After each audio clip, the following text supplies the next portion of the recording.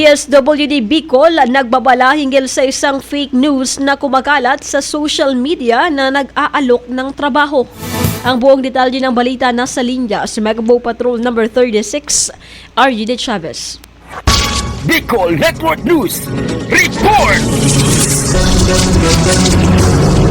Pinalaga ng Department of Social Welfare and Development o DSWD Bicol ang isang pekeng post sa Facebook na nag-aalok ng posisyon task order assistant sa kanilang ahensya. Ayon sa DSWD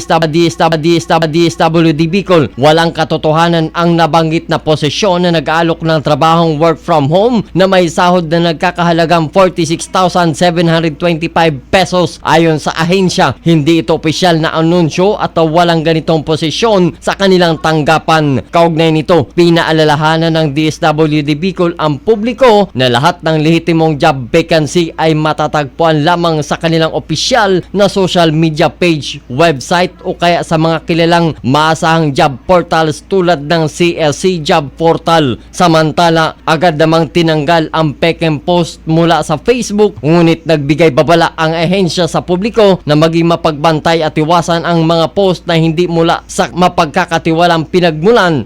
Nanawagan din ito sa Facebook na Meta na aksyonan ang mga pekeng Facebook page na nagpakalat ng maling impormasyon ukol sa kanilang mga programa. Kasama mo sa pagbabalita sa Bicol Network News, ito si Megabow Patrol numero 36, RGD Chavez, tatak tunay na serbisyo.